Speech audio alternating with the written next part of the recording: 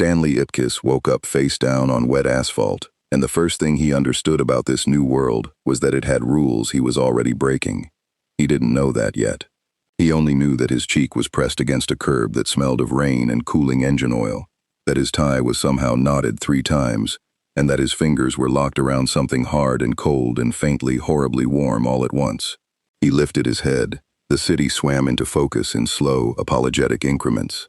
Glass towers stacked higher than any skyline he remembered, their upper floors vanishing into a low, bruised morning sky. Neon still burned in shop fronts even in daylight, and plastered across the side of a building the size of a small mountain was a face he did not recognize but somehow trusted on sight. A huge blond man with a smile like a struck match, one thumb raised, and beneath him 3 enormous words he could read even from here. I am here. Stanley blinked. He was a small man in a rumpled suit, the kind of man rooms forgot the moment he left them, the kind of man whose own landlord called him, "Hey, you." He had the posture of an apology, and he was holding, in both hands, a mask, carved green, grinning, with hollow eyes, that seemed to hold a private joke at his expense. He did not remember picking it up. He did not, in fact, remember much before the curb. There had been water, a canal maybe, dark and swallowing, and before that a bar, and before that a life so thin and gray it barely qualified as one. The mask had been in the water, or the water had been in the mask. The details slid away like they didn't want to be looked at directly. A woman walked past him and did not slow down. That, more than the impossible buildings, was what told Stanley he'd landed somewhere strange. Because the woman had 4 arms, all 4 of them were carrying groceries, and she was scolding a child who trotted beside her, leaving small, perfect frost flowers on the pavement with every step, and no one was staring. A man across the street had skin like polished copper. A teenager waiting for a bus had gently luminous hair. A traffic cop directing cars at the intersection did so without moving. The cars simply obeyed the tilt of his head, as if the air between them had opinions. Stanley sat up on the curb, clutched the mask to his chest like a man hugging his own confusion, and did what he always did when the world overwhelmed him. He made himself smaller and hoped it would pass. In a city like Musutafu, roughly 8 in 10 people are born with a quirk. It is the water they swim in. A child who freezes the pavement is unremarkable. A woman with 4 arms is a woman with 4 arms. The extraordinary had long ago become the ordinary here, catalogued and licensed and slotted into a vast, humming machinery of registration. Every power had a name. Every name had a file. Somewhere in a government server was a category for the frost child and the copper man and the traffic cop, a neat taxonomic box that said this is what you are, and this is what you are allowed to do with it. There was no box for the thing Stanley was holding. He didn't know that. He only knew he was hungry and cold, and that a police drone had drifted down the street on quiet rotors and paused, just slightly, as it passed him, its single lens tilting, considering, as if it had been told to look for something, and wasn't sure whether he counted. Then it moved on, and Stanley let out a breath he hadn't known he was holding, and told himself the thing he always told himself: don't be seen, don't be trouble, don't be Stanley. He almost made it out of the story right there. Almost stood up, tucked the mask into his coat, found a quiet corner of this loud, impossible city, and shrunk down into the same small gray life he'd fled, a man in a world of gods, keeping his head down. But the mask was warm in his hands, and it was grinning. And Stanley Ipkiss, who had never in his life been the main character of anything, felt, for just one traitorous second, curious. If you'd told the pro-heroes of Musutafu that their city was about to be turned inside out by a timid man in a bad suit, they'd have laughed. Their threat assessments were built for other things. They watched for the League of Villains, for the shadow broker whispers of a monster who stole powers with a touch. They watched for the dramatic and the powerful and the loud.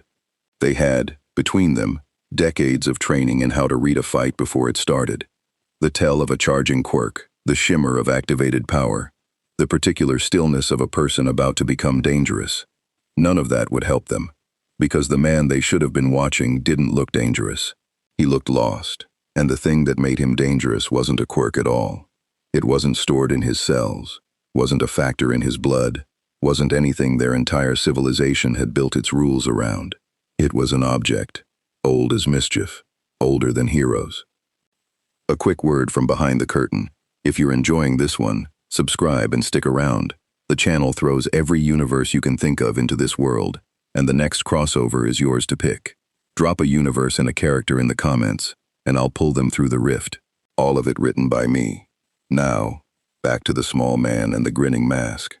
Stanley found a diner 2 blocks up, because he was hungry, and because hunger is the one force that survives interdimensional travel. He had no money. He had, in his pockets, a lint-covered mint and a photograph of no one.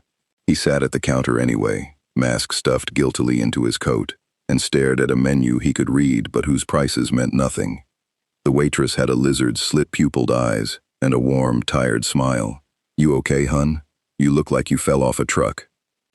"I'm fine," said Stanley, who was not fine, who had never once been fine, and whose entire personality was built around insisting otherwise. "Just passing through." Rough part of town for passing through.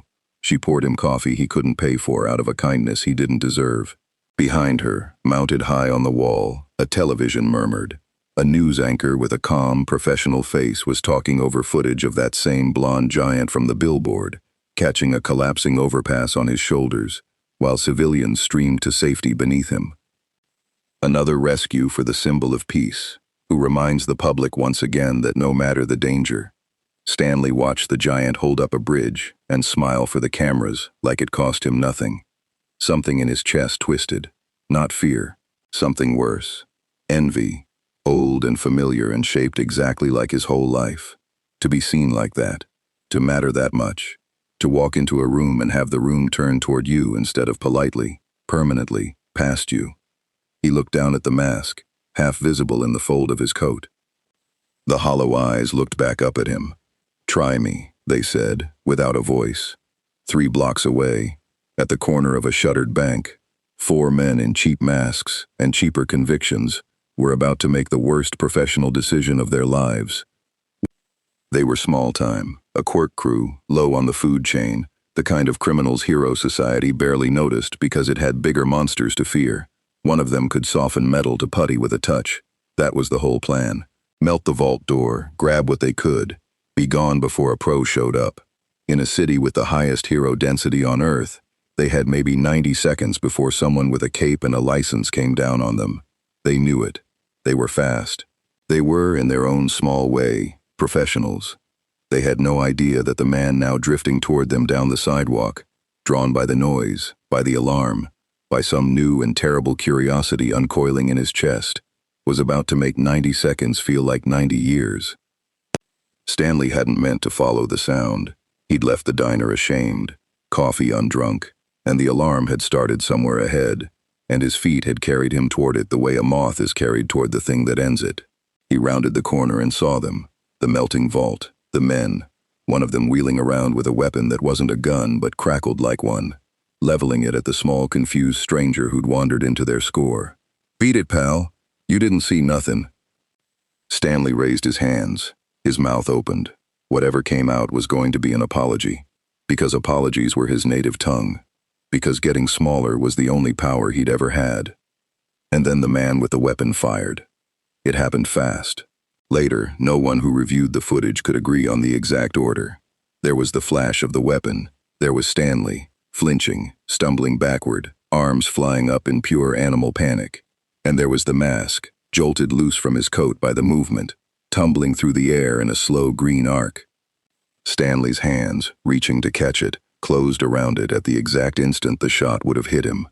For a moment, the mask simply hung against his face, pressed there by his own terrified grip. Then it moved. It came alive under his fingers, spread, seized, wrapped itself around his skull with a wet, elastic eagerness, the green surface pouring across his features, like it had been waiting his whole life for exactly this. Stanley made a sound. The sound rose in pitch, and then in volume, and then in something that had no name, a whirling, spinning howl, and his body left the ground and became a green tornado, a cyclone of impossible motion that touched down where a small gray man had been and left something else standing in his place. The energy blast passed harmlessly through the space where a spinning cartoon had been. When the tornado settled, the thing that stepped out of it was tall where Stanley had been small, broad where he'd been narrow, its head a smooth green dome, its eyes wide and yellow and delighted, its grin a crescent of far too many teeth stretched far too wide across a face that could not possibly work the way faces work. It wore Stanley's rumpled suit, but the suit had somehow become a canary yellow zoot suit and a wide-brimmed hat, because clothes, apparently, were now a suggestion. It looked down at the four criminals frozen in the mouth of the ruined bank. It looked at the weapon still smoking in the shooter's hand. And it spoke, in a voice like a saxophone laughing at its own joke. "Somebody," said the mask, rolling the word out long and loving, "ordered a wake-up call." The shooter fired again, point blank, panicked, 3 shots in a stuttering row.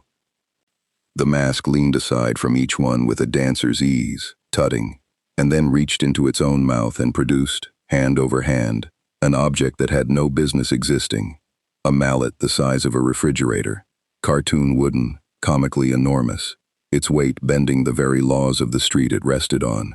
"Now," it purred, hefting the impossible thing onto one shoulder, "let's play." High above, on a rooftop across the street, a police drone hovered, its single lens locked on the scene, its feed streaming live to a precinct server, to a news affiliate, to 3 million screens across Musutafu, and, within the hour, to the desks of everyone in Hero Society whose job it was to know what things were and what boxes they went in. They watched a green man pull a mallet out of his own face, and not one of them had a name for it. The mallet came down. It came down the way weather comes down, inevitable, indifferent, cartoonishly total. The shooter had time to make a small round mouth of dismay before the enormous wooden head flattened him into the sidewalk, with a sound like a slammed door and a puff of dust shaped, for one impossible instant, exactly like a startled face. Then the mask lifted the mallet away, and the man peeled himself up off the pavement two-dimensional, flat as a poster, blinking, before he spronged back into 3 dimensions with a rubber band twang and staggered off cross-eyed into a parked car. He was not dead. That was the thing the footage would fail to make sense of, over and over, in the hours to come. A man had been flattened to the thickness of paper by a mallet the size of an appliance, and he had gotten up. Somewhere in the space between what the mask did and what physics permitted, there was a loophole, and the loophole ran the whole show. Nobody died in a cartoon. They just hurt, enormously and hilariously, and then they got up to hurt again. The other 3 ran. The mask let them get almost to the corner, a sporting head start, given with a grin, before it put 2 fingers in its mouth and whistled, and a hole opened in the sidewalk in front of them. Not metaphorically, an actual hole, black-rimmed and portable, the kind of hole that had a Saturday morning logic to it, and the 3 men ran straight into it, and fell out of a second hole that opened in the air above them and dropped them, tangled and shrieking, into an open dumpster that had absolutely not been there 4 seconds earlier. The mask dusted its green hands together. It turned to the drone hovering across the street, found the camera with unerring instinct, because some part of Stanley Ipkiss had wanted to be looked at his entire small life, and the mask knew how to be looked at, and it swept the ridiculous hat off its head and bowed, low and theatrical, its grin filling the frame. "Smokin'," it confided to 3 million people. Then it produced a bicycle horn from nowhere, honked it twice, and cartwheeled out of shot. In the newsroom of Musutafu's largest affiliate, a producer named Kaito Ishikawa stared at his own monitor and said a word his mother would not have liked. He'd been in this business 11 years. He had aired footage of villain attacks, of building collapses, of the symbol of peace catching a train with his bare hands. He knew the visual grammar of superhuman incidents, the shimmer of an activated quirk, the color-coded flare of registered powers, the way even the strangest ability had a shape a viewer could grasp. Fire came out of a person. Ice came out of a person. The person was the source. The quirk was the effect. The world stayed, at bottom, made of cause and consequence. What he was watching had no bottom. A mallet had come from inside a mouth. A hole had been whistled into the ground. A man had been made flat and then unflat. There was no source he could point to, no glowing hand, no registered power flaring at the moment of use. The green figure simply decided things, and the world rearranged itself to agree, the way a joke decides its own punchline. Kaito had a lower third graphic template for every kind of hero and villain incident. He had a drop-down menu. There was no entry in the drop-down menu for this. Is this a villain attack? His junior asked, hovering. Do we call it a villain attack? He stopped a robbery, Kaito said slowly, watching the green man cartwheel off screen. He caught the robbers. That's a hero thing. That's what heroes do. He pulled a hammer out of his face. Kaito. I know what he did. Kaito rubbed his eyes. On the monitor, the loop restarted. The tornado, the green figure, the bow to camera. Smokin'. Already it was cutting to other feeds. Civilian phone footage. A second angle from a shop camera. The whole thing multiplying across the network like something spilled. Put it out. Just put it out and don't call it anything. Say unidentified individual. Say ongoing incident. Don't put a word on it. We'll have to walk back. But the city was already putting words on it. By the time the segment aired, the clip had outrun the newsroom entirely, ricocheting across every screen in Musutafu on its own manic momentum. A green man. A grin you could see from space. A mallet. A whistle. A hole in the world. Did you see it? Did you see it? Within the hour it had 100 nicknames and no name. Within 2, it had its own trending momentum, its own remixes, its own breathless disagreement about whether the thing on the screen was the funniest hero anyone had ever seen, or the single most frightening image to cross a Musutafu feed in a decade. The answer, though no one watching knew it yet, was both. At UA High, in the teacher's lounge, the footage played on a wall screen to a room that had gone very quiet. Shota Aizawa watched it 3 times without blinking, which for Aizawa was a great deal of attention. He was not a man given to reaction. His whole professional identity was built on the flat, exhausted refusal to be impressed. By students, by villains, by the endless theater of a hero society he found mostly ridiculous. He'd erased the quirks of more dangerous people than most heroes ever met. He knew, better than almost anyone alive, exactly what powers were. A factor in the body, a mutation, a thing that lived in the cells and could, with the right eyes, with his eyes, be switched off like a light. He watched a green man pull a mallet out of his own mouth, and the professional part of his brain, the part that cataloged threats for a living, said something it had never once said in his entire career. I don't know what that is. It's a quirk, said All Might, standing beside him in his gaunt true form, one hand pressed to the old wound in his side. He said it the way a man says a thing he needs to be true. A powerful transformation quirk, or an emitter with a very broad range. It has to be a quirk. Does it? Aizawa's voice was flat. Everything's a quirk, Aizawa. That's the world we live in. Then tell me what factor produces a hole in the ground. Aizawa gestured at the frozen frame, the whistle, the impossible black-rimmed hole. Tell me what mutation lets a man pull a 2-ton object out of a cavity smaller than the object. Tell me what registered quirk in the entire database rewrites the rules of matter on a per-joke basis, and then puts them back. He let the silence sit. I've seen strong quirks. I've seen versatile ones. I've never seen a power that doesn't cost anything. No visible strain, no drawback, no limit that we can see. Everything real has a limit. That's how I catch them. I find the limit and I turn it off. All Might said nothing. On the screen, the green figure bowed to the camera, and even All Might, the man who had spent his life being the thing everyone looked at, felt an unfamiliar flicker of something as it grinned into the lens. Not fear. Fear was for later. This was closer to vertigo, the sensation of standing at the edge of a category that had no floor. Whatever it is, Aizawa said finally, reaching for his capture weapon out of pure reflex. Someone's going to have to go put a name on it before the whole city decides for us. And I'd rather it was someone who knows how to turn things off. He was already moving toward the door. If it can be turned off. That last part he said quietly, mostly to himself. He would remember saying it. In an office the public would never see. Behind doors that did not appear on any building's floor plan. The Hero Public Safety Commission was already 3 steps ahead of the newsroom, and 1 step behind the truth. They had the footage before it aired. They had, within 40 minutes, a preliminary threat file, because the commission ran on files, on categories, on the cold administrative faith that anything in the world could be assessed, sorted, and managed if you built the right box for it. Their entire power rested on that faith. The Commission did not fight villains. The Commission classified them, ranked them, assigned the heroes, and drafted the responses, and decided, in rooms like this one, what the public got to see. Their weapon was the category. Their god was the file. And the analyst standing at the head of the table had just told them the file was empty. Threat classification? Someone asked. Pending. Quirk classification? Pending. You've had the footage for 40 minutes. Give me something. The analyst, a young woman with a steady voice and a headache building behind her eyes, set down her tablet. That's the problem, sir.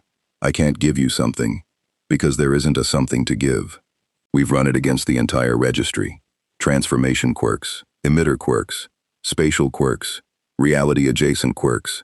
There are maybe 6 people in the world with powers that bend space, and none of them can do this. This power appears to have no consistent internal logic. It does whatever the moment calls for. There's no through line we can model, which means there's no limit we can predict.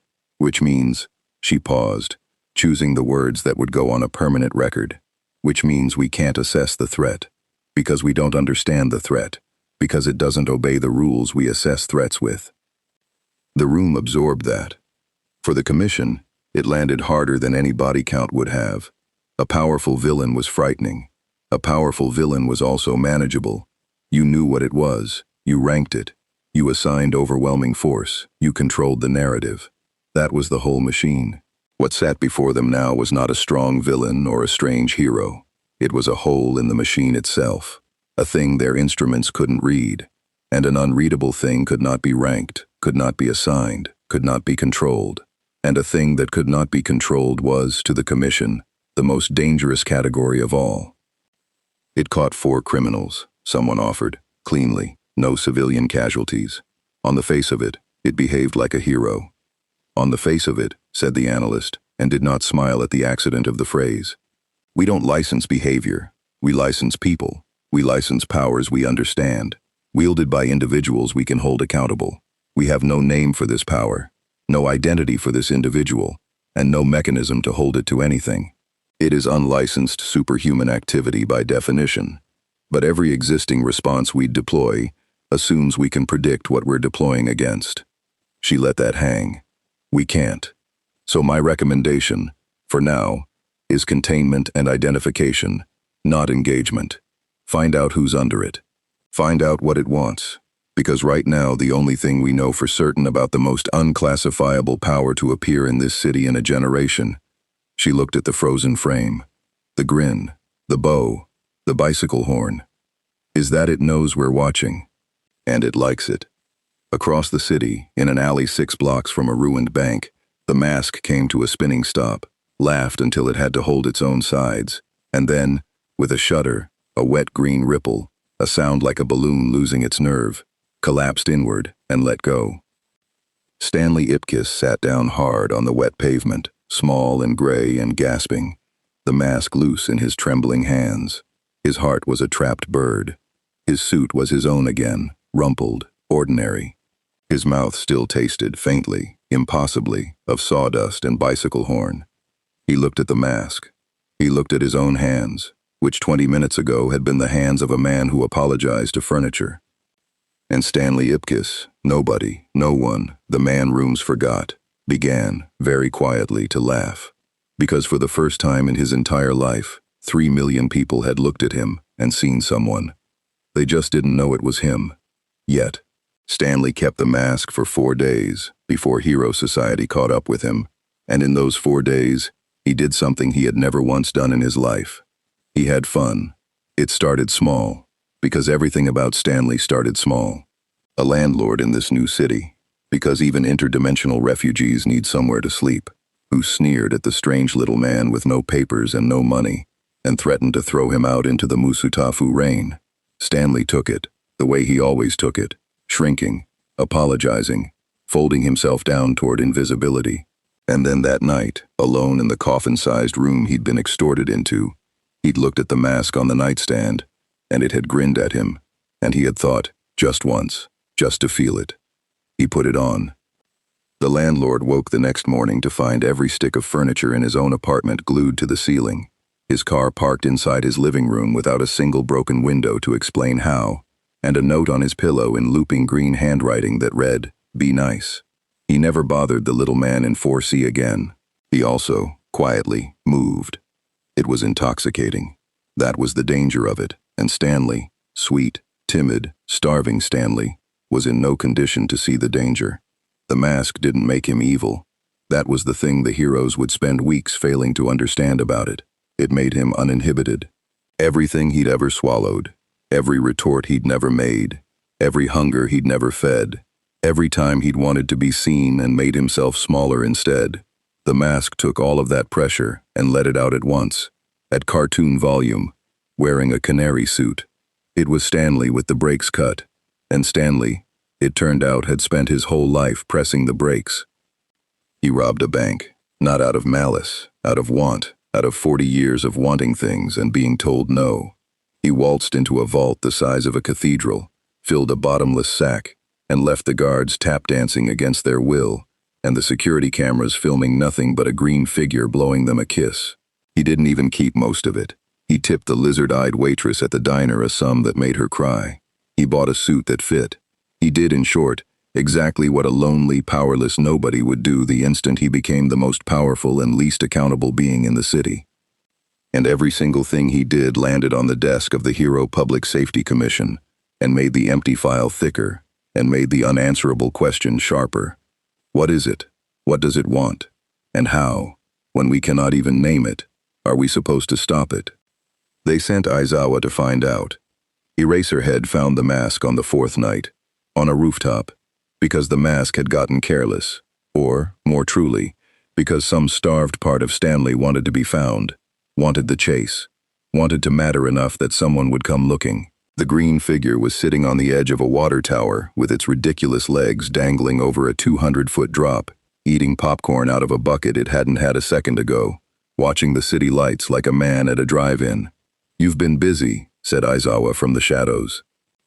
The mask didn't jump. It turned its whole grinning head around 180 degrees, on a neck that did not rotate that way, owl smooth, and beamed at the exhausted man in black. "Oh," it purred, delighted. "You're one of the fun ones. The tired eyes, the scarf, very noir, very." It produced a fedora from nowhere and tipped it, brooding. "Popcorn? Take the mask off." "Can't, not really off. We're pals now. Buddies. 2Ps. It patted the green surface of its own face fondly. "He needed me. You wouldn't understand. You've got a face people already look at." Aizawa did not waste time on banter. He had read the file. He had watched the footage 40 times. He had built, in his careful, analytical way, a plan founded on the one thing that had never failed him, the certainty that every power in the world was a factor in a body, and every factor could be switched off. He didn't know what this thing's quirk did, not exactly, but it didn't matter. It didn't have to matter. Whatever the factor was, however baroque and unpredictable its effects, the source was a person, and the person had cells, and the cells had a quirk, and Aizawa had spent his whole career finding the light switch on things far stranger than a green man with a bucket of popcorn. His hair lifted, his eyes flared crimson in the dark, and he activated his quirk. Erasure, the great equalizer, the power that had brought low men who could level buildings, the invisible scalpel that reached into another person's body and simply shut off the mutation that made them dangerous, reducing gods to what they'd been born without it. Aizawa had switched off fire breathers mid-breath and made mountain movers into ordinary frightened men. He fixed the full force of it on the grinning green figure across the rooftop, and he waited for what always happened, the flicker, the fade, the small betrayed look on a villain's face as the impossible thing they'd built their whole identity around simply went out. Nothing happened. The mask kept eating popcorn. Aizawa held the erasure. He held it harder, leaned into it, threw the whole force of his will down the beam of his own crimson stare, reached for the factor, the source, the thing to turn off, and found nothing there. It was the strangest sensation of his professional life, and later he would struggle to describe it even to All Might. Erasing a quirk was like flicking a switch you could feel under your thumb, Every power he'd ever canceled had a there, a presence, a factor, a something that his quirk latched onto and silenced. When he looked at the mask with his erasing eyes, there was no switch, there was no there. It wasn't that the power resisted him, it was that his power reached out for something to cancel and closed on empty air, the way your hand closes on a step that isn't there in the dark. His quirk was designed to erase quirks. And whatever this was, whatever green, ancient, grinning thing sat on that water tower, it was not a quirk. There was no mutation in those cells to switch off. The power wasn't in Stanley at all. It was in the mask. And the mask was not alive, was not human, was not a factor in a body, was not anything Erasure had been built in 100 years of hero society to touch. Aizawa's eyes were dry and screaming. His quirk was fully active, burning, spending itself against a target that simply wasn't there, and across the rooftop, the most dangerous power in Musutafu ate its popcorn and watched him do it with an expression of dawning, delighted glee. "Oh," breathed the mask, and set the popcorn down, and leaned forward with its yellow eyes shining.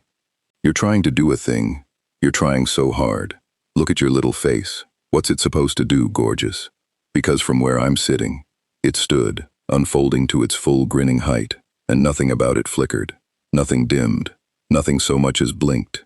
Absolutely nothing is happening. And that was the moment, the exact, precise moment, on a wet rooftop under a bruised Musutafu sky, that Shota Aizawa understood the size of the problem. Not a strong quirk, not a weird quirk, not a quirk at all. His entire arsenal, his whole professional purpose, the one certainty on which he had built a career of humbling monsters, find the factor, switch it off, had just been aimed point blank at the most reality-breaking power in the city, and it had done nothing, because there was nothing for it to do. For the first time since he was a student, Shota Aizawa stood in front of a superhuman threat completely, nakedly, absolutely disarmed. He blinked. It was involuntary, his dry eyes finally rebelling, and the moment his stare broke, the mask was gone, replaced by a rubber band twang and a receding whoop of laughter that echoed off the water towers, and a single kernel of popcorn drifting down through the dark to land at his feet. Aizawa stood alone on the rooftop for a long time. Then he pulled out his phone and called the one person who needed to hear this before anyone else did, and said the sentence that would change how hero society thought about power for a long time to come. "All Might, it's not a quirk. I looked, and there was nothing there to erase. Whatever this is, erasure doesn't work on it. Nothing we have is built for this. We've been treating it like a strong hero or a strong villain, a long breath in the dark. It's neither. It's a hole in everything we know how to do." In a dim room across the city, a man who had not been named in the news for years listened to a very different report. All for One did not watch television. He had people for that. Eyes and ears threaded through the city, whispering into the dark where he sat, patient as a spider, ancient as sin. He had ruled the shadows of this society for longer than most of its heroes had been alive. He had stolen more quirks than the registry could count, hoarded them, worn them, given them away and taken them back. His whole long, monstrous life was built on a single elegant certainty that mirrored the Commission's own, that all power, in the end, was a thing, a factor, a quirk, something with a location and a shape, something that could be reached into and taken. He had never met a power he could not, given time, own. Now his whispers brought him a curiosity. A green figure, an unclassifiable power, Eraserhead's quirk failing on a rooftop. That detail alone made All for One sit forward in the dark, because Eraserhead's quirk did not fail, and the only things it failed on were things that were not quirks at all. Mutations it could touch, emitters it could touch, transformations it could touch. What it could not touch was power that came from outside the body, and All for One had spent a lifetime learning that such power was rare and precious, and above all, worth having. He steepled his fingers in the dark. A power, he murmured to the empty room, to the whispers, to the long, patient spider thought of a man who had wanted everything, and taken most of it, that erasure cannot touch. He smiled, in the dark, with a face that had no eyes. How delicious. Find out where it lives. Find out what wears it. He had never yet met a power he could not take. He was very much looking forward to the exception. The emergency session of the Hero Public Safety Commission convened at 6 a.m. in a room that officially did not exist, and by 6:40, it had become the most frustrated gathering of powerful people Musutafu had seen in years. The frustration had a specific texture. These were not people accustomed to helplessness. Around the long table sat the architects of Hero Society's invisible machinery, the men and women who decided which villains got named on the news and which vanished into unmarked files, who ranked the top 10 heroes and buried the scandals of the ones the public loved, who had, between them, managed the League of Villains, the specter of All for One, the slow, terrible politics of a symbol of peace whose time was running out. They were used to problems that were large. They were not used to problems that were illegible. At the head of the table, a screen displayed everything they had. It was not much, and all of it was the same shape: footage, the bank, the rooftop, the tap-dancing guards, the ceiling-glued furniture, the popcorn, the mallet. Beside the footage, where the file should have been, sat a series of fields, and every field said the same thing. Quirk classification, unknown. Threat level, unranked. Identity, unknown. Registration, none. "I want to be clear about what we're actually facing," said the Commission's senior director, a woman whose name did not appear in any public document, and whose calm was the calm of someone who had ordered terrible things done in the service of order. "We are not facing a strong quirk. We have protocols for strong quirks. We have, with respect to the room, managed stronger. What we are facing is worse, and I need everyone here to understand why. Because the instinct in this room is going to be to treat it as a ranking problem, and it is not a ranking problem." She stood. She gestured at the fields. "Every response this commission has ever deployed rests on three things. We know what the power is, we know who holds it, and we have leverage over that person. A license we can revoke, a family we can lean on, a quirk we can have Eraserhead switch off, a legal category we can drop them into. Three things. That's the whole machine. Take away any one of the three and the machine still limps. Take away all three." She let the silence do the work. "And we are not managing a threat, we are watching one." "Eraserhead's report," someone began. "Eraserhead's report is why we're all awake." Her jaw tightened. Erasure failed, not resisted, failed. He described reaching for a quirk factor and finding nothing there. "Do you all understand what that means?" "It means the single most reliable tool this commission possesses for neutralizing a superhuman, the great equalizer. The reason we sleep at night knowing that no matter how strong a villain gets, one tired man can walk up and switch him off, does not function on this entity. We cannot erase it. We cannot, based on everything we've seen, predict it.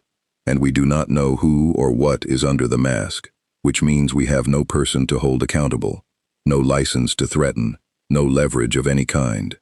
"Then it's a villain," said a hard-faced man near the end of the table. "Unregistered, unaccountable superhuman activity. Bank robberies. That's a villain by definition. Rank it, assign a strike team, bring it down like anything else." "With what?" The director's voice did not rise, which made it worse. "Rank it how? Threat rankings exist, so we know how much force to bring. They're a measurement. You cannot measure a thing that has no consistent behavior. Yesterday it pulled a mallet out of its mouth. This morning it glued furniture to a ceiling. On the rooftop it turned its head around backwards and produced a bucket of popcorn out of nothing. There is no unit for that. If I send a strike team, I have to tell them what they're walking into. And the honest answer is we have no idea, and that is how heroes die." She sat back down. "And there's the other problem, which no one in this room wants to say out loud, so I'll say it. It caught 4 criminals on day 1, cleanly. It's robbed banks, yes, but it hasn't killed anyone. It hasn't, as far as we can tell, seriously hurt a single civilian. By the letter of the law, it's an unlicensed vigilante at worst, and a folk hero at best, and half the city already thinks it's the funniest thing they've ever seen. If we send a strike team against the green man who caught the bank robbers and made a landlord move, and it goes wrong on camera, and everything this thing does ends up on camera, we don't just lose heroes. We lose the public. We look like the villains." The room was quiet. "So what do we do?" the hard-faced man asked, and for once there was no challenge in it. What they did was the thing the commission always did when it could not classify or control a thing. It decided to understand it, and to keep the understanding secret while it did. The public directive was soft, a request for calm, an ongoing investigation, a careful non-answer about the unidentified individual that neither condemned nor endorsed. Let the city keep laughing. Let the clips keep spreading.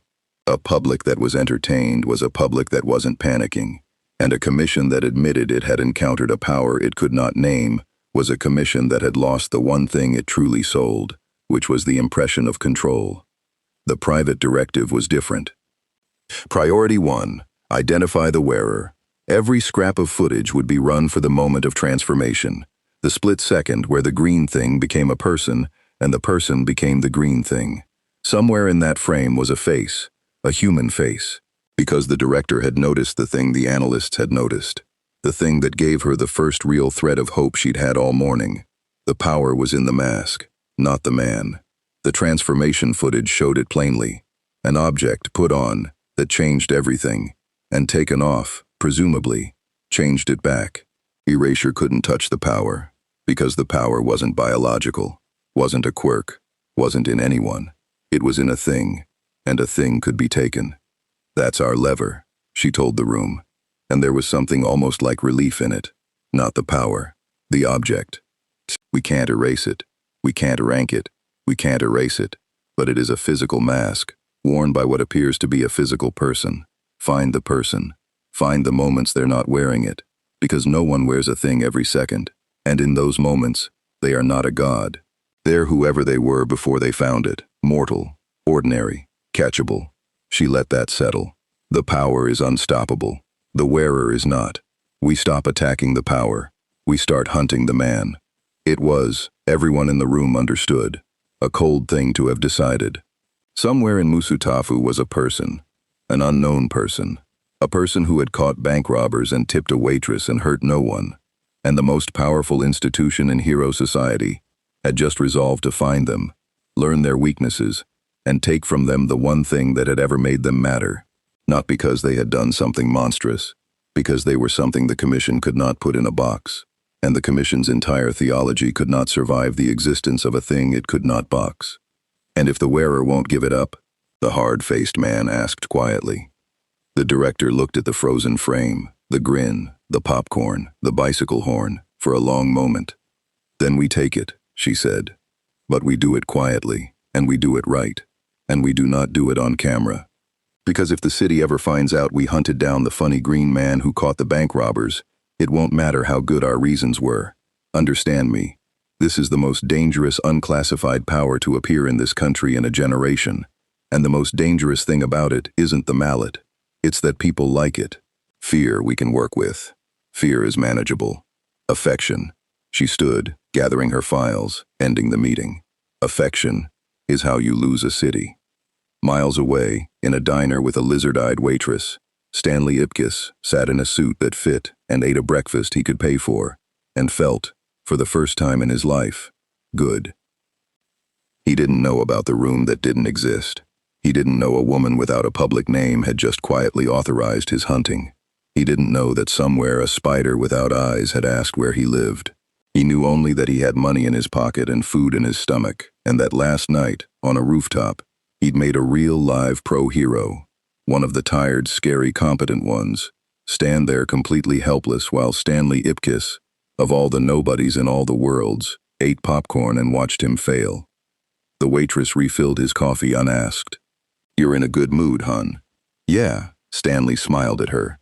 A real smile, a Stanley smile, small and shy and warm. Without the mask, he was exactly what he'd always been, gentle, a little sad, the kind of man rooms forgot. "Yeah, you know what? I think things are finally turning around for me." She smiled back and moved off down the counter.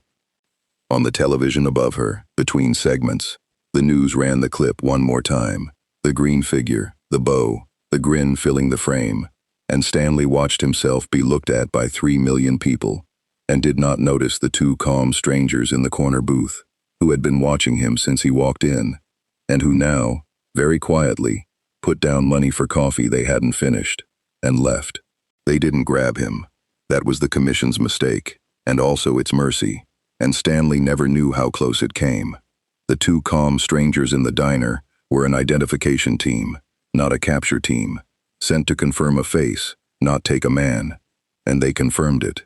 The nervous little foreigner in the two-new suit, no papers, no registered quirk, no history in any database before 4 days ago, tipping the waitress like a man who'd never had money and couldn't believe he did now. They matched him against the transformation frames. They watched him leave, follow him a block, and log an address. Then they reported back, and the machine that did not exist began, slowly and carefully, to close. But the report contained one detail the analyst who wrote it flagged in a separate note, because it didn't fit the profile of a threat, and it bothered her enough to write it down. Subject appears to be an unremarkable, timid individual with no criminal affect. Observed thanking waitress. Observed apologizing to a stranger he bumped. Recommend caution. The wearer and the entity may not be behaviorally continuous. She was more right than she knew, and the gap she'd spotted, between the grinning green god on every screen in the city and the small, sad man who apologized to strangers, was the gap the whole story would eventually fall into, because Stanley, it turned out, could not stay away from UA High. He'd seen it on the news, the top hero school, the green fields, the students who would grow up to be the blonde giant on the billboard, the kids who were everything he'd never been, and some ache in him, some 40-year-old wound shaped exactly like belonging, drew him back to it again and again. He'd sit across the street in his new suit and watch the students come and go through the great gates, laughing, sparring, alive with a confidence he'd never once felt. And he'd think, I could have been one of them, in some other life, if I'd been born here, if I'd been born anyone.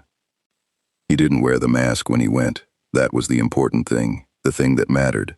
Some instinct told him the mask and the school didn't belong in the same place.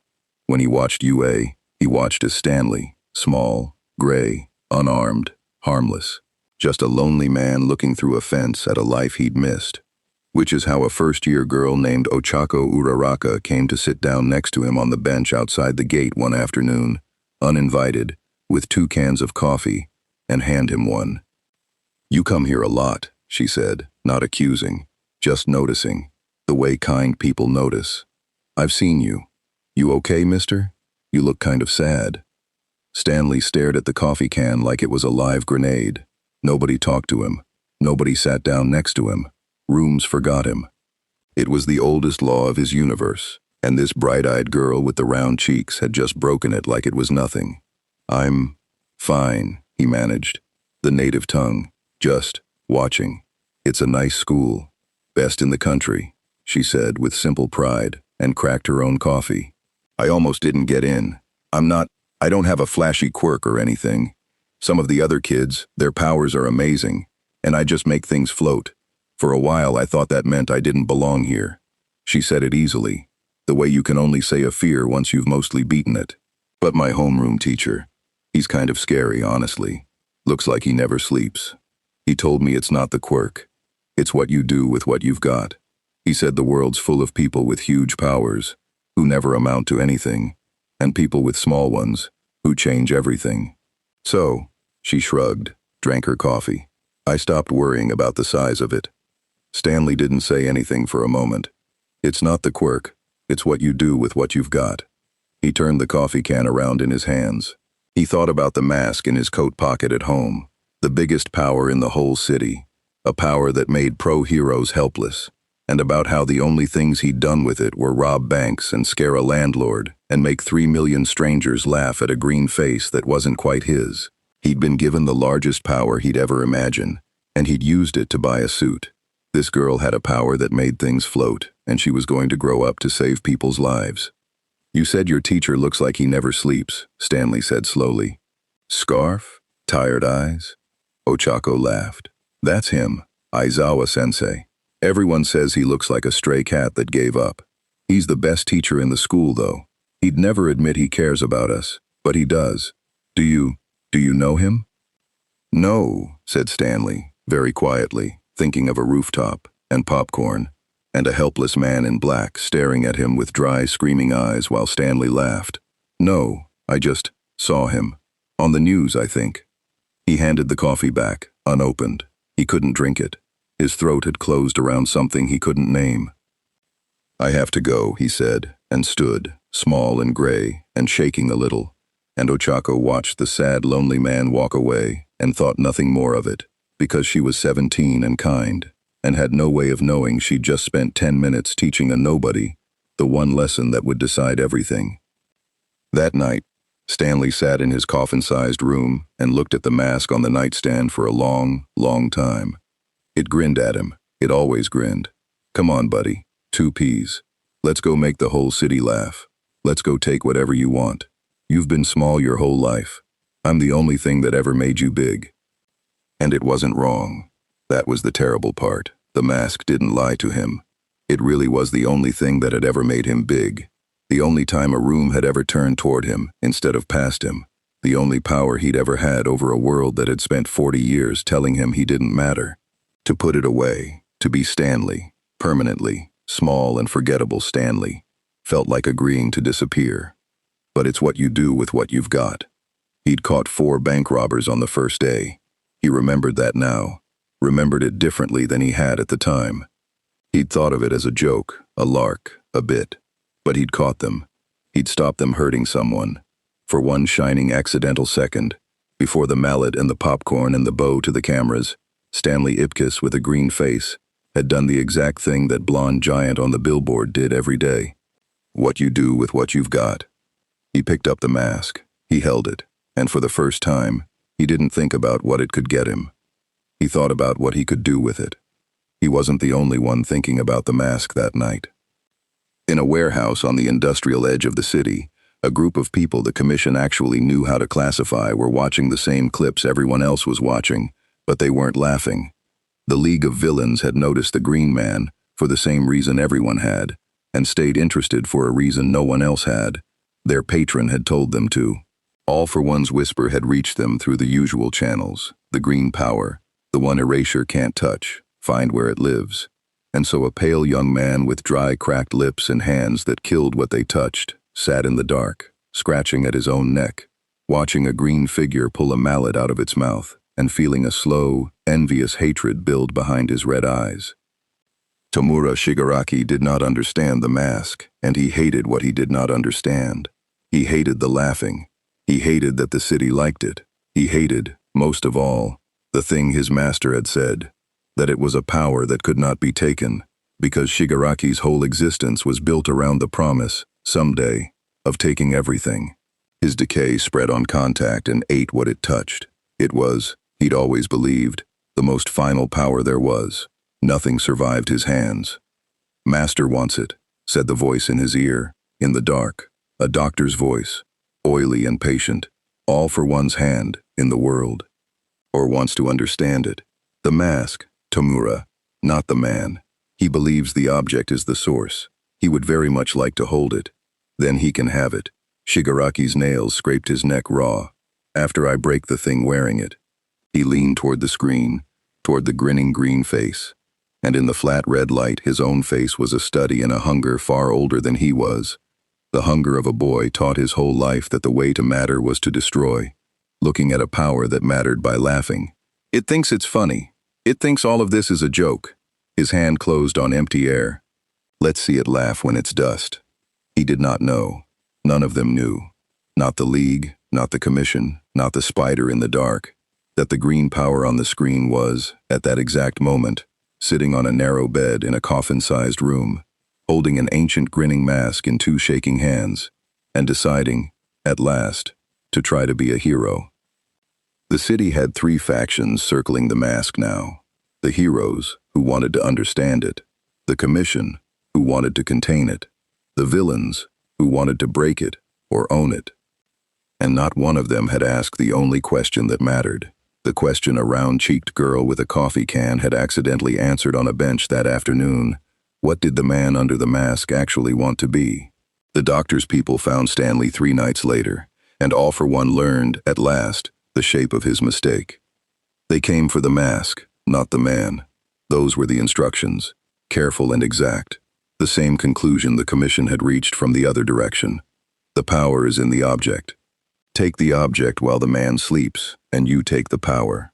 Two of the League's quieter operatives went up the fire escape of the coffin-sized building in the small hours, when the little foreigner should have been asleep and defenseless, a nobody with a god's toy left carelessly on a nightstand. It should have been the easiest acquisition in the history of the organization. It was not. Because Stanley wasn't asleep. Stanley hadn't slept properly in days, kept awake by a decision too big for the room, turning the mask over and over in his hands, arguing with the grin. And when the window slid open and two shapes poured into the dark, when a gloved hand reached for the green mask on the nightstand, Stanley did the thing he had done on a street corner 4 days and a lifetime ago.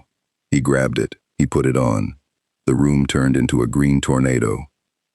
What came out the other side was not the giddy trickster who'd bowed to the news cameras.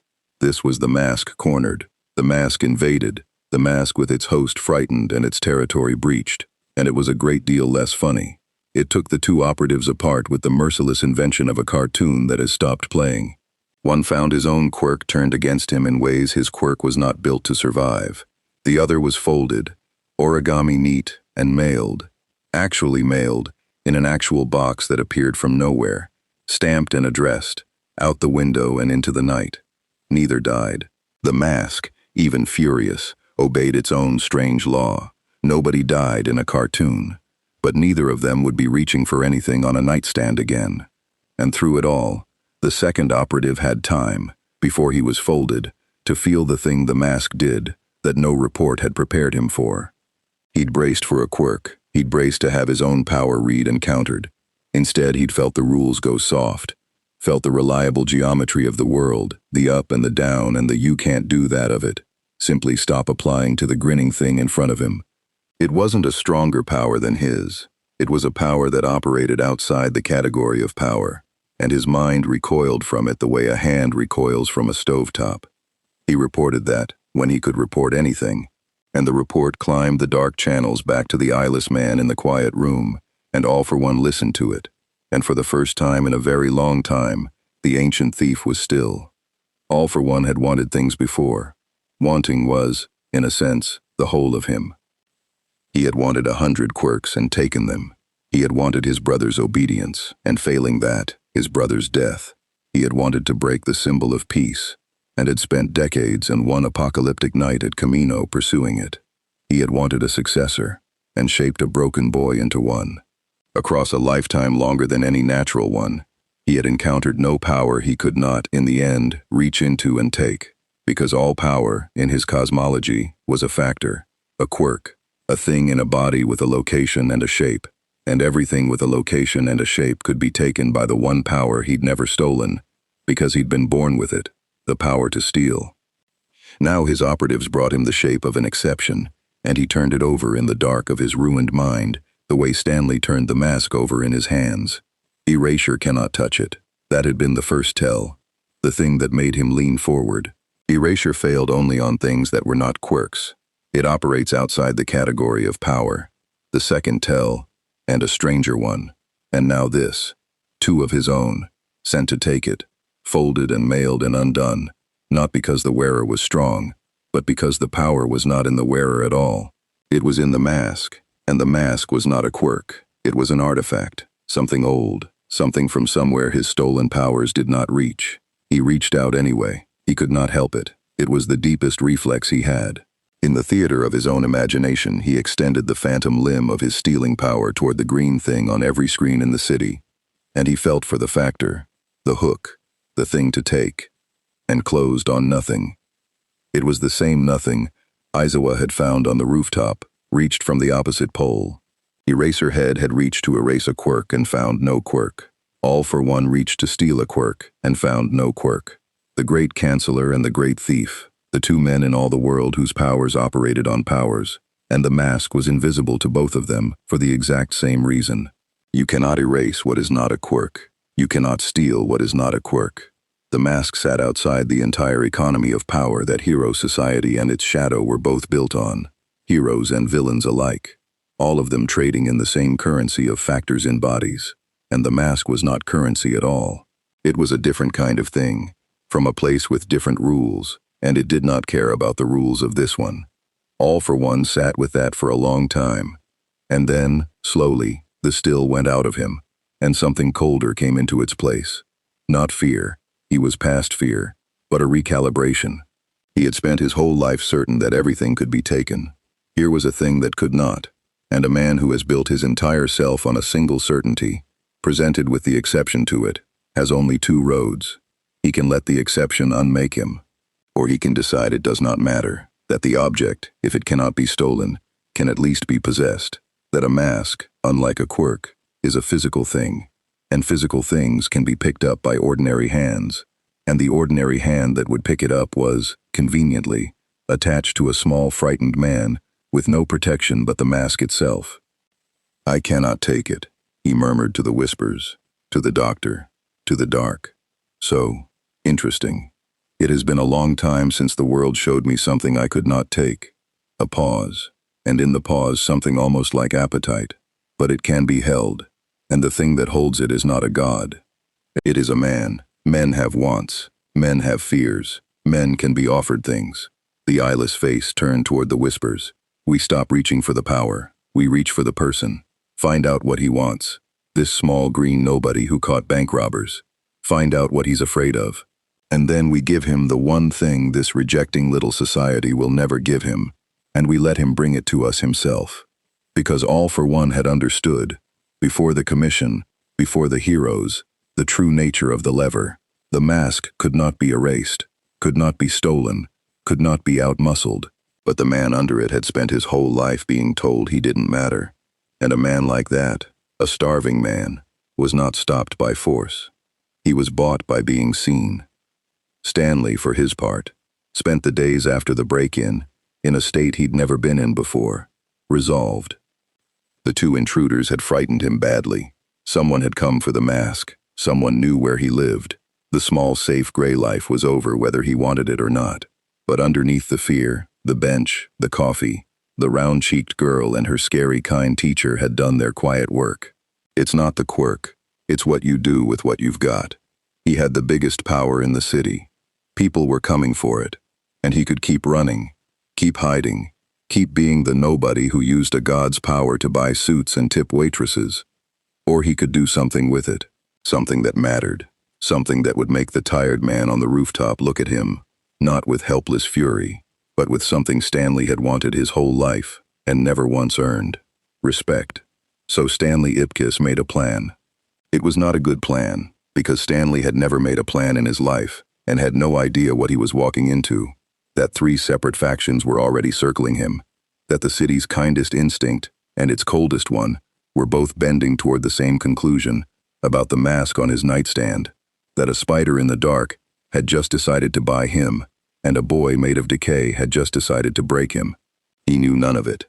He knew only that he was going to stop hiding. He was going to take the biggest power in Musutafu, and he was going to walk it out into the light, and he was going to try, clumsily, sincerely, with a grinning green face and a whole city watching, to be a hero. It was the bravest decision of his entire small life.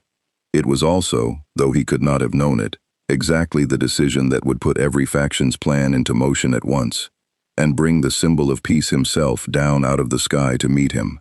The Nomu came out of the ground in the middle of Musutafu's shopping district at 2 in the afternoon, and for 11 minutes, it was the worst thing the city had seen in a year. It wasn't sent for Stanley. That was the cruel accident of it. The League had been planning the attack for weeks.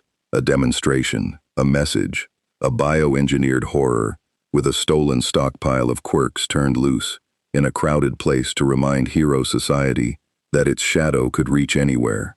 All for One's project, long in motion, entirely separate from the green curiosity that had lately occupied him.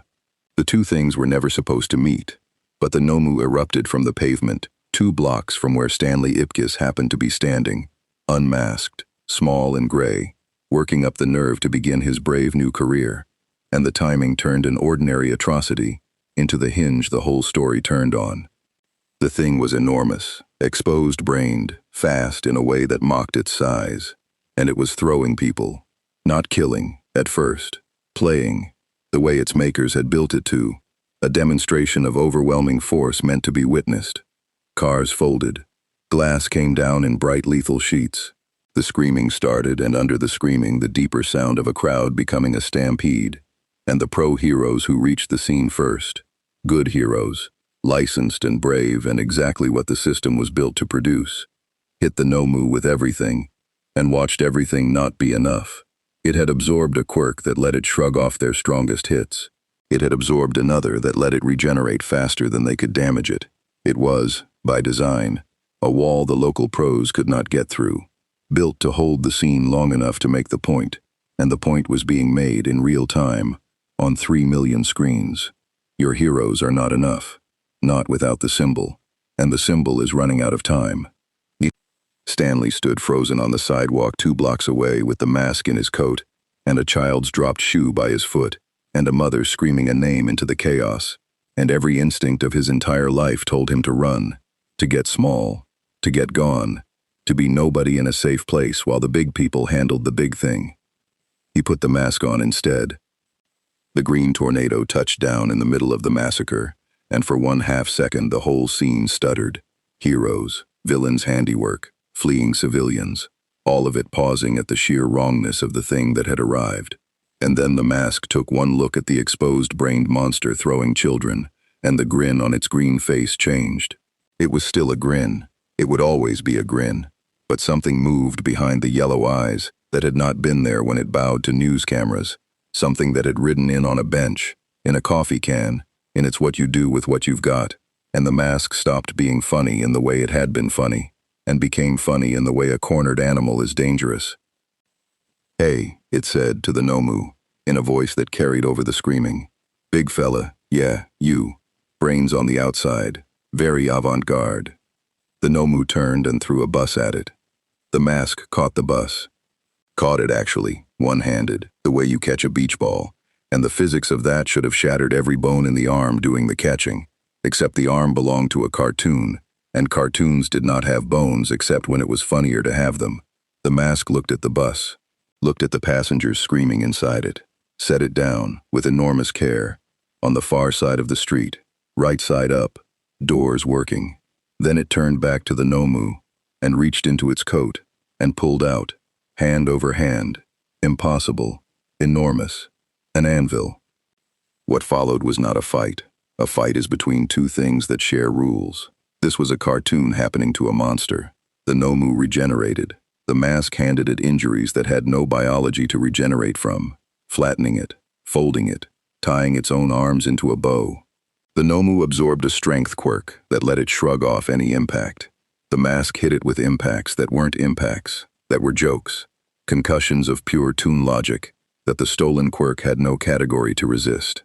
Every power the League had stuffed into the thing to make it a wall against heroes was a power that operated inside the rules, and the mask was standing outside them, reaching in.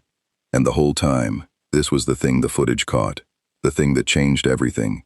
The mask was herding people to safety. Between the anvil and the bow tie and the enormous mallet, a green hand kept scooping fleeing civilians out of danger, plucking a falling child from midair, tossing a screaming shopkeeper gently onto an awning, whistling a hole in the ground to swallow a sheet of falling glass before it reached the crowd.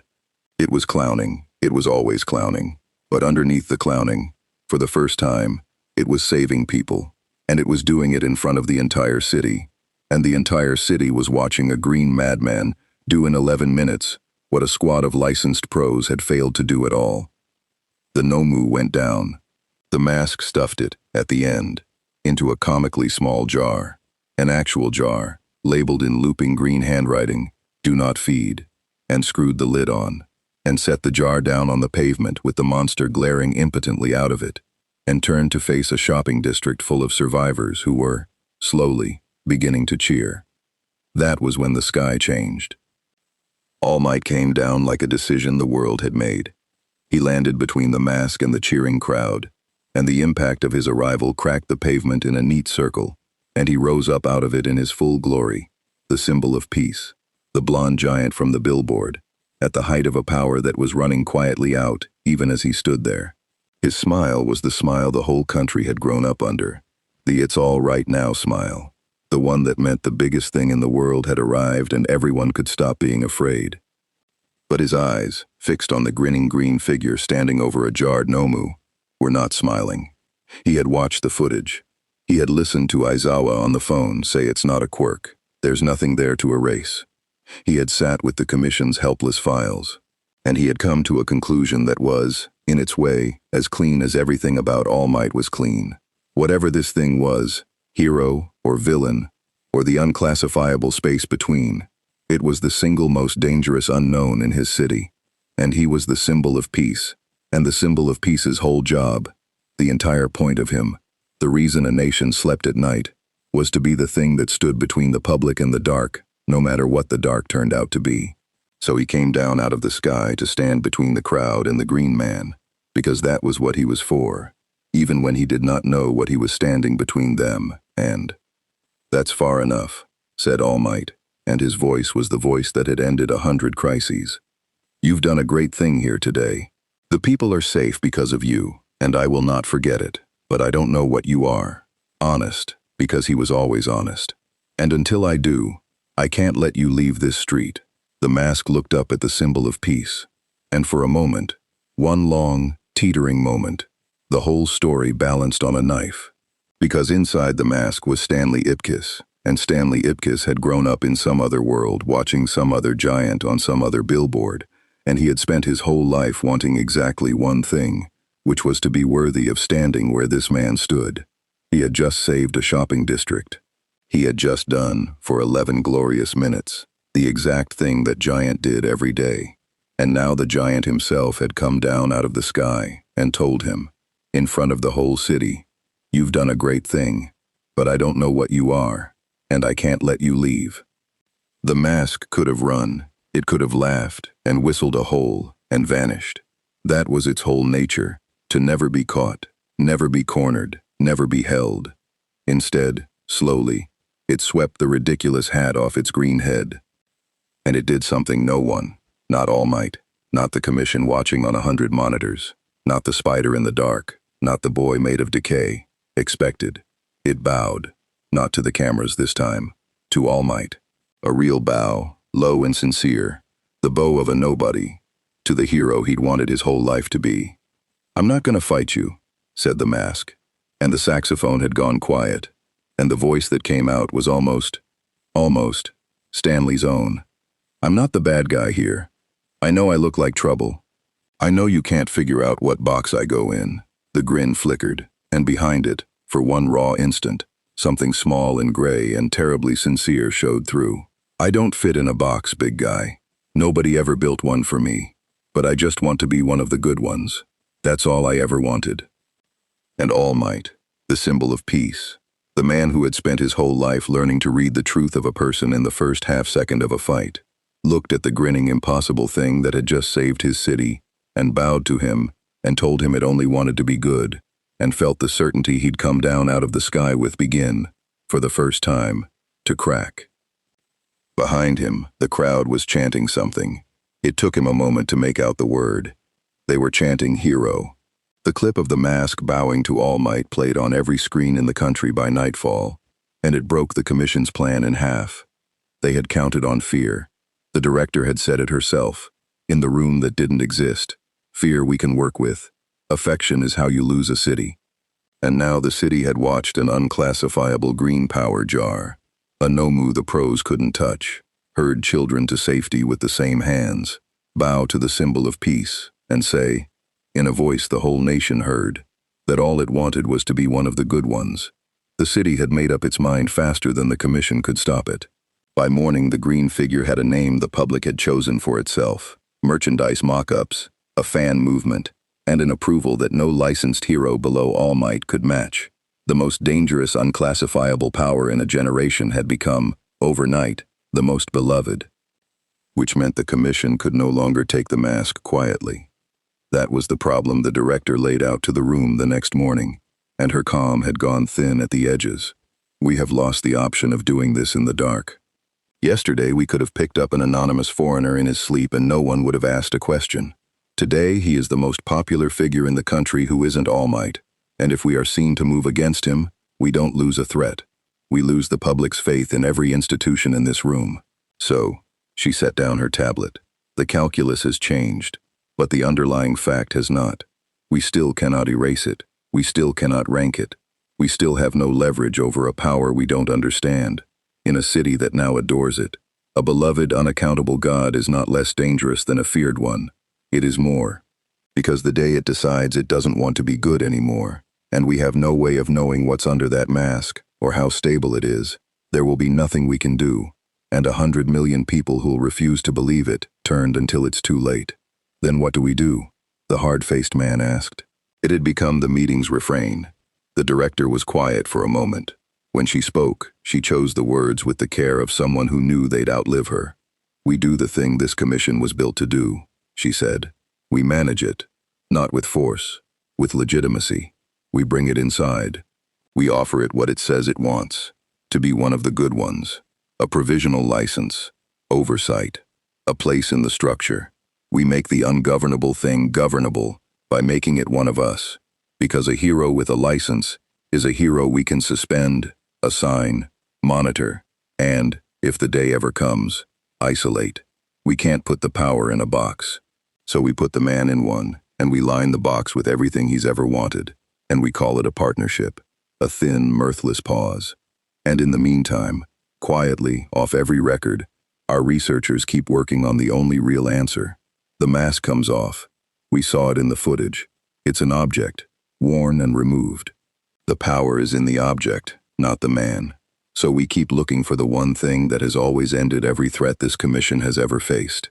She looked around the table. A way to separate a man from his power. Because a beloved God with a license is a solution that lasts exactly until it stops wanting to be loved. And a mask on a shelf in an evidence locker is a solution that lasts forever. It was. Everyone in the room understood. Two plans wearing one coat. The public one. Welcome the hero. Offer him a home. Make the city's love into the commission's asset. The private one. Never stop working on the day you take the mask away. The director did not pretend they weren't in tension. She only understood, as she always had, that hero society ran on exactly that tension. The smile in front, the cold hand behind, and that the whole art of the commission was making the public see only the smile. She did not know that the cold hand was about to be forced into the light by someone who had no interest at all in smiling. All for One had watched the bow too, and where the commission saw a plan collapsing, he saw a door swinging open. He wants to be good, the eyeless man murmured to the doctor, in the quiet room, with something close to fondness. Oh, this is better than I hoped. A man who wanted power, I could have understood. Power I know how to bargain with. But a man who wants to be good? A man who wants to be seen as good, adored as good, who has spent his whole small life invisible, and has finally been looked at? The ruined face tilted. That is not a hunger you buy with money or threats. That is a hunger you buy by offering to take it all away, and then offering to give it back. The plan he built was elegant and cruel. The plan of a man who had spent a century learning exactly where people keep the thing they can't bear to lose. He would not fight the mask. He had understood, finally, that the mask could not be fought, erased, or stolen. He would instead reach past it, to the small, frightened man beneath, and he would do it by threatening the one thing Stanley had just discovered he had, and could not imagine surviving the loss of, the city's love, because the doctor's people had learned things, in the days of watching.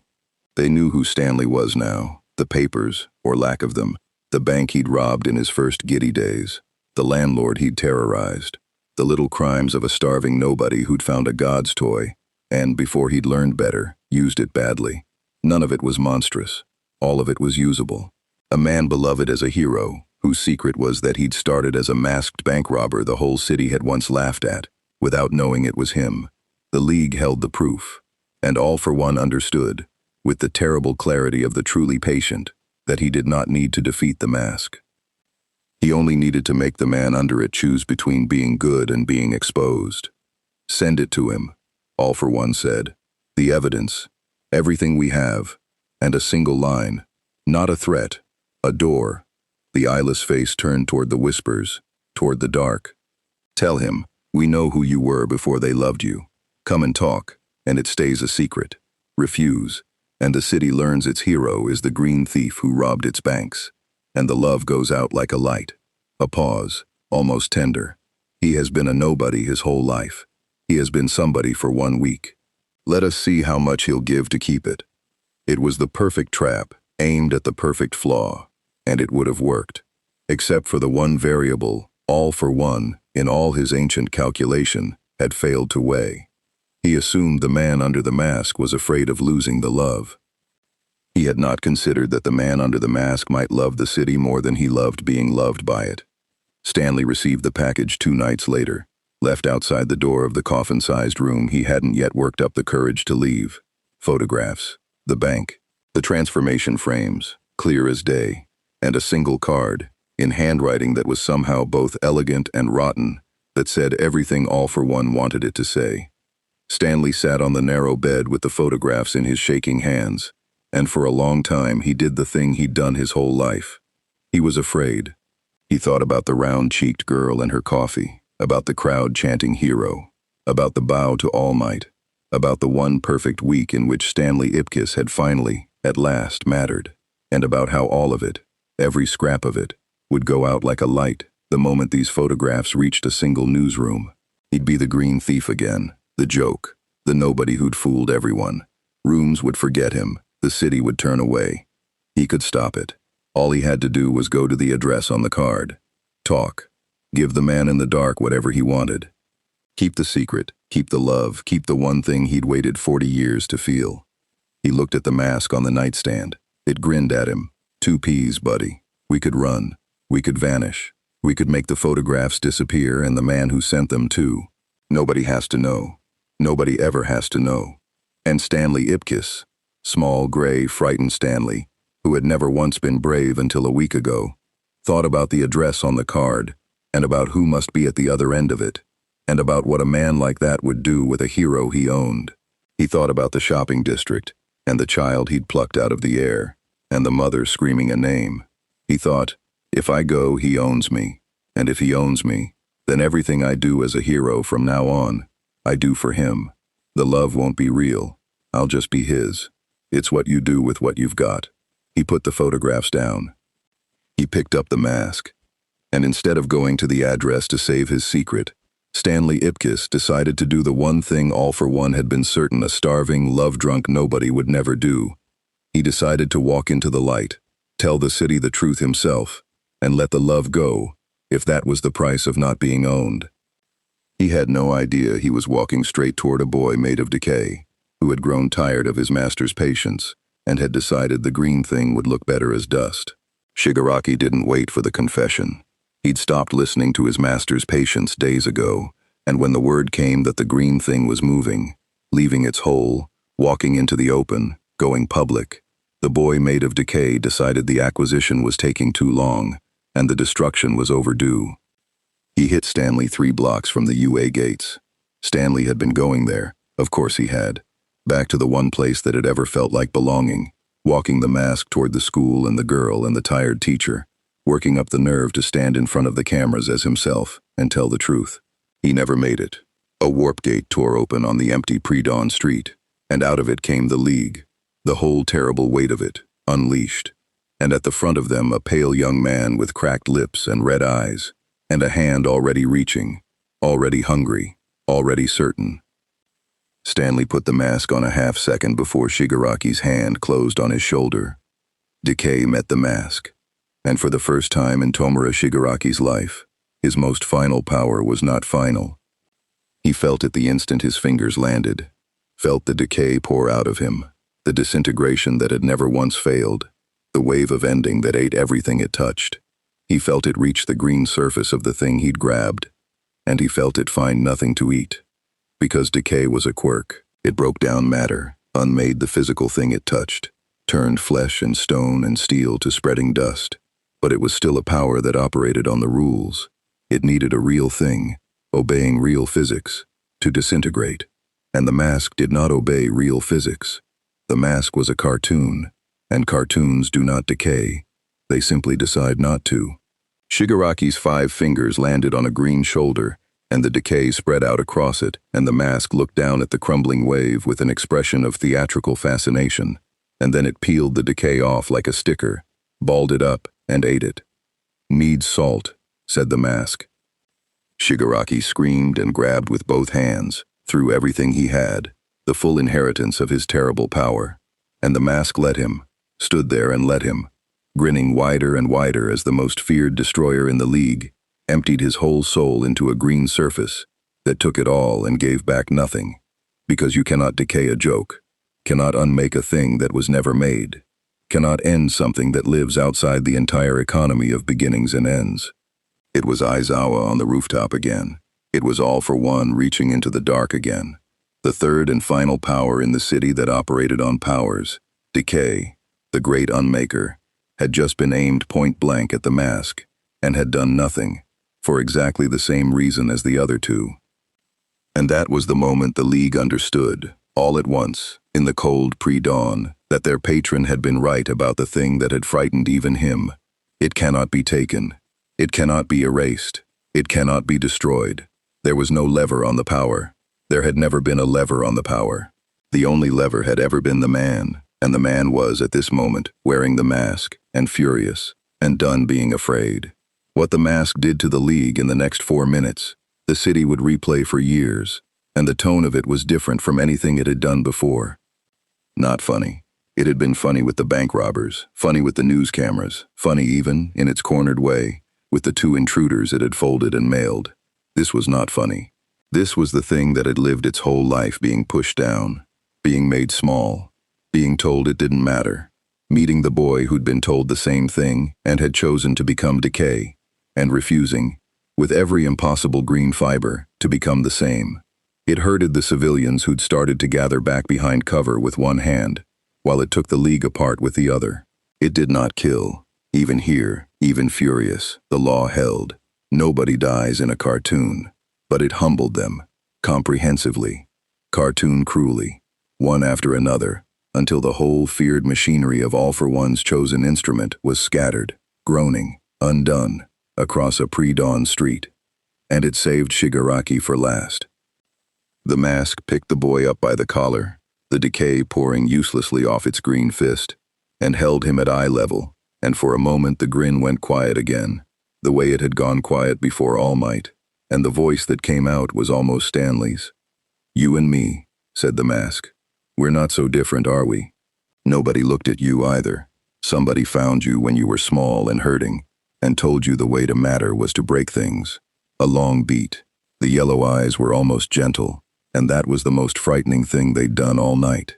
They told me the way to matter was to take whatever I wanted. And for a while I believed 'em, but somebody sat down next to me on a bench, kid, and gave me a coffee, and told me it's not the power, it's what you do with it." The grin came back, but sad now, sad all the way down. Nobody's gonna sit down next to you. I can tell. You're too far gone, and that's the saddest thing I ever saw. And then the mask set Tamura Shigaraki down, almost gently, and did not destroy him. Because it couldn't, not really, not in the way that mattered. You cannot decay a boy who is already all decay inside, and turned to face the cameras that had inevitably gathered, and the pros arriving too late, and the whole watching city, and it reached up with both green hands. And it took the mask off. Stanley Ipkiss stood in the pre-dawn street, small and gray and shaking, holding an ancient grinning mask in 2 trembling hands, in front of the entire city. "My name is Stanley Ipkiss," he said, and his voice cracked, and he let it crack. "I'm nobody. I'm not from here. I fell into your world a couple weeks ago with this thing, and I didn't know what it was, and the first thing I did with it was rob a bank." The confession came out of him in a rush. Everything the man in the dark had planned to expose, said first by the man himself, in the open, to everyone. "I did bad things with it because I was scared and I was hungry, and I'd been nobody my whole life, and it made me feel big. Somebody's got the proof. He was gonna use it to own me, make me his. And I figured the only way he couldn't own the secret was if there wasn't one." He wiped his face with the back of a shaking hand. "So there it is. Your hero's a thief. I'm sorry. I'm so sorry. But I promise you, the guy in the dark who wanted to own me, the boy who tried to turn me to dust tonight, the ones who threw a monster at your shopping district, they're the real thing you gotta be scared of. And I'll stand between you and them for as long as this mask lets me. And not because I want you to love me." His voice broke all the way, and what was underneath it was pure Stanley, small and true. I did want that. I wanted it more than anything. But that's not why. I'll do it because a girl on a bench told me it's what you do with what you've got. And this, he held up the mask, is what I've got. The street was silent. And then, somewhere in the gathered crowd, someone started to clap, and then someone else. And then the whole pre-dawn street, the whole watching city, everyone who'd just heard a frightened nobody choose the truth over the love and offer to stand in the dark for them anyway. They did the thing that undid, in a single stroke, every plan every faction had laid. They forgave him. Because the commission had been exactly wrong, and the man in the dark had been exactly wrong, and both of them had made the same mistake. They thought the city loved a hero, a shining, unblemished symbol, a thing that would shatter the moment its flaw was exposed. But the city didn't love a symbol, it loved him. The green clown who caught bank robbers and jarred a Nomu and plucked children out of the air, and bowed to All Might and, now, stood small and gray and honest in the pre-dawn cold, and told them the worst thing about himself before anyone could use it against him. You cannot expose a man who has already confessed.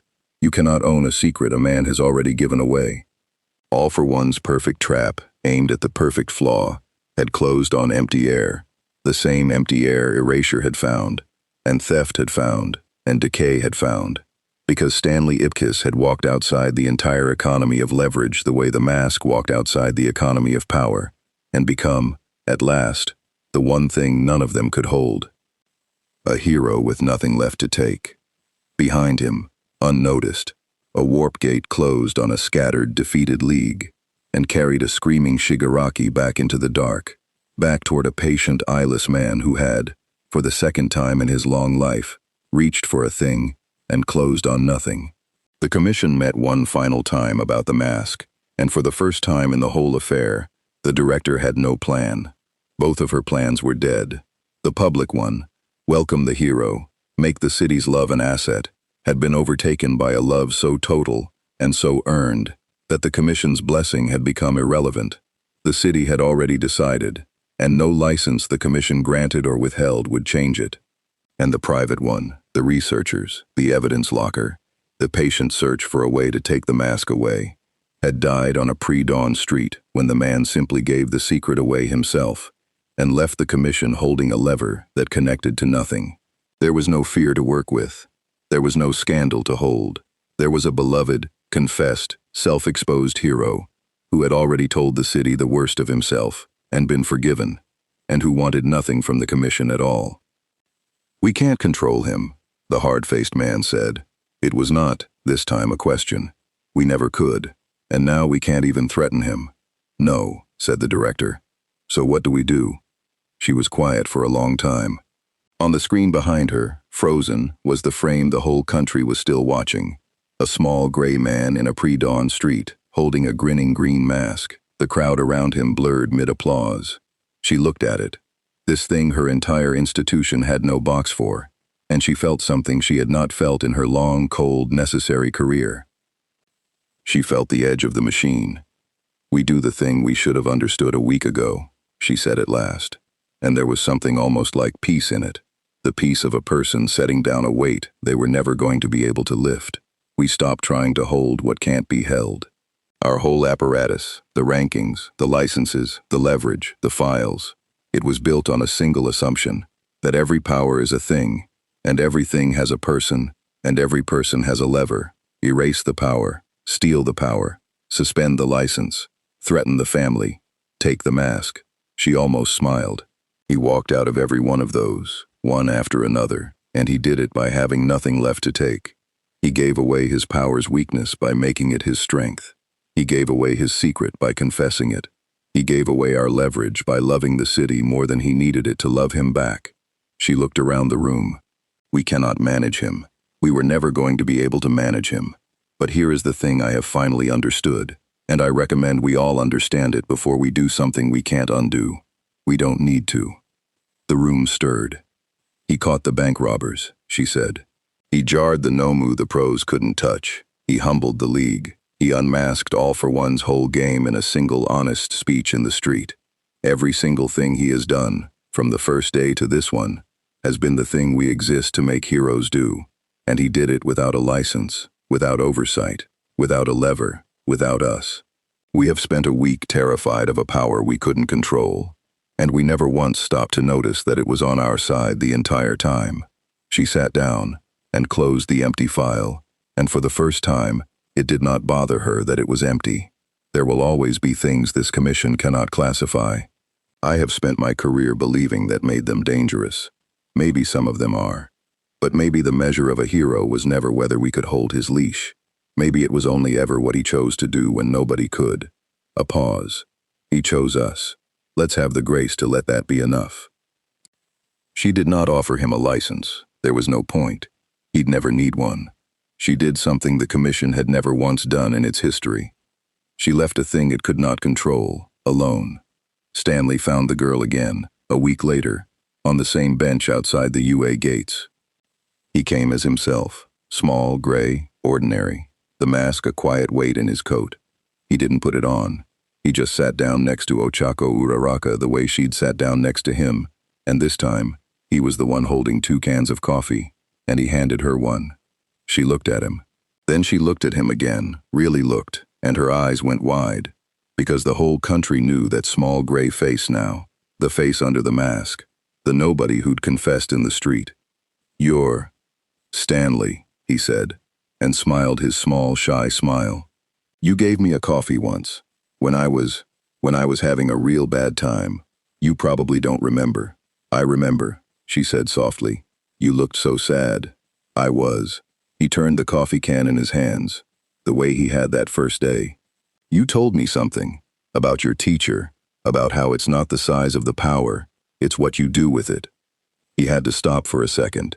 "I had the biggest power in the whole city in my pocket that day, and I was using it to buy suits." And a kid with a quirk that makes things float sat down next to a stranger who looked sad, and gave him a coffee and told him how to be a hero without even knowing that's what she was doing. He looked at her, and his eyes were wet, and he didn't hide it. "I just wanted to say thank you, that's all. You changed my whole life on this bench and you never even knew." Ochako Uraraka, 17 years old, kind to the bone, sat on a bench with the most beloved unclassifiable power in the country, and did not know what to say, so she said the true thing. "You'd have figured it out," she told him gently. "I think it was already in you. The mask just let it out." And Stanley, who had spent his whole life being told the opposite of that by every room that ever forgot him, sat on a bench outside the best hero school in the world, drinking a coffee a kind girl had bought him, and understood that she was right, that the mask had never made him anything. It had only ever let out the thing that was already there. The bravery he'd used to confess, the gentleness he'd used to spare Shigaraki, the love he'd used to choose a city over his own secret. None of that was the mask. All of that was Stanley. He'd been somebody the whole time. He just needed a green grinning thing to hand him the courage to look. They never did put him in a box. The registry kept its empty field where his classification should have been, and in time, the emptiness stopped looking like a failure and started looking like the point. The one entry in the whole vast catalog of powers that simply said, unclassified, and meant it as a kind of honor. Aizawa never did figure out how to erase him, and stopped trying. And once, only once, on a rooftop months later, sharing a comfortable silence and a bucket of popcorn the green man had produced from nowhere, admitted that a power he couldn't switch off was easier to sleep beside when it belonged to a man he'd watched spare his own worst enemy. All Might, in his gaunt true form, called him a hero to his face, and meant it, and Stanley cried for an hour afterward in the coffin-sized room he never quite got around to leaving, because the giant from the billboard had said the word about him.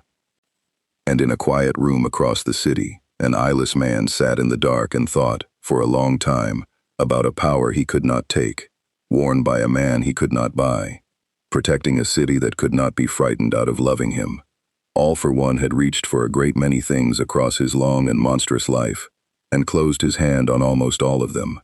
He turned the exception over in the ruined dark of his mind, the green thing, the grinning nothing, the small gray man who'd walked out of every trap by having nothing left to take, and for the first time in longer than he could remember, the ancient thief felt something that was not appetite.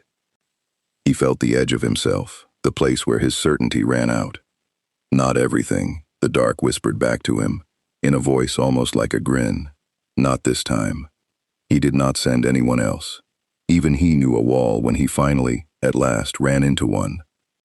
And somewhere in Musutafu, in a city of 80% superpowers and licensed heroes, and a commission that had learned, once, to leave a thing alone, a nobody who'd become somebody put on an ancient grinning mask, turned into a green tornado of pure impossible joy, and went out to catch whatever the night threw at his city, laughing, unerasable, unstealable, undecayable, and entirely, finally, himself.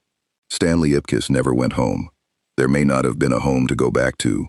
The details of where he fell from stayed as slippery as they'd been on that first wet curb, and after a while he stopped picking at them. He'd fallen out of a gray life into a bright, loud, impossible one, and somewhere between the bench and the mask and the girl with the coffee, he'd stopped being a man things happened to, and become a man who happened to things. Hero society was never quite the same. It had built itself on a single quiet faith, that any power could be named, ranked, held, and if the day came, taken away. A grinning green nobody had walked through every one of those certainties without breaking stride, not by being stronger than the machine, but by being outside it. A power that couldn't be erased, a man who couldn't be bought, a secret that couldn't be held over a head that had already bowed it and confessed. He left a permanent question mark in the middle of a system that had never had room for one, and the system, to its enormous credit, learned to live with the question instead of killing it. And the city kept him, not because it could control him, because it couldn't, and he protected it anyway. That turned out to be the whole definition of the thing Hero Society had spent generations trying to legislate and never once managed to name. Not the power, not the license, not the leash. Just what a person does with what they've got, when nobody in the world can make them. Somewhere out past the last certainty, an eyeless man sits in the dark and does not reach again, and a green tornado touches down over Musutafu, grinning, and gets to work.